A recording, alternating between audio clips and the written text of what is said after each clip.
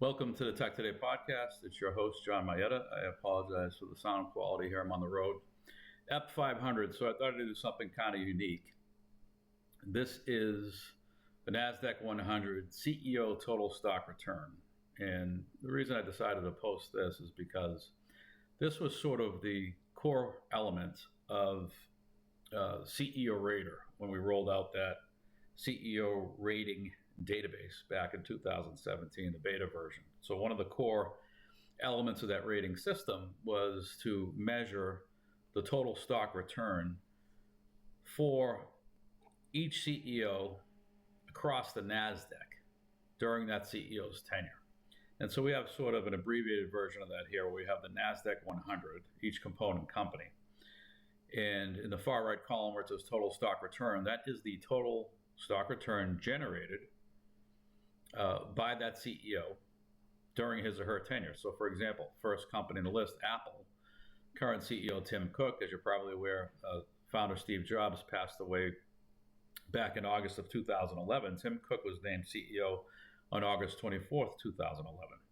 So that total stock return figure of 1,804%, that is the most recent stock price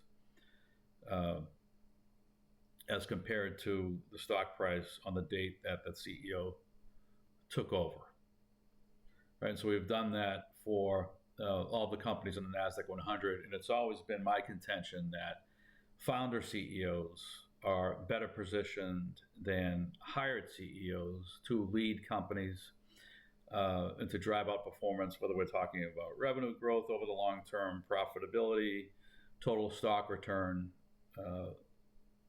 If you think back to our original CEO Rater database, during that beta phase, we had identified 47 different attributes that we measured CEOs against. And the founder group, that cohort, tended to outperform hired manager CEOs across that universe of the 47 attributes. So things like intellectual curiosity was one of the most important attributes that we measured CEOs on. And so founder CEOs tend to be motivated by intellectual curiosity. They want to build product or service and application that's never been built before. It's more that type of thing that motivates the founder CEO than money, as an example. And so that curiosity that leads to product output at a pace that you typically won't find with hired manager companies.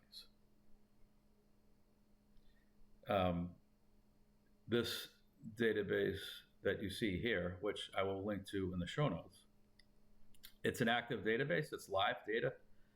So not only do we have hyperlinked data, so for example, if you look at the company field, the company's linked to a company profile page, the ticker symbols, linked to, we use Google Financials to pull ticker information. CEOs lead to, that data field leads to a CEO profile page. And then, of course, the stock prices are updated through Google Finance. So they have sort of a 20-minute lag, but other than that, it's basically real-time stock data. So this is something that you could look at any time, and it's going to have current information. And I will, as I said, post a link of it to the YouTube show notes.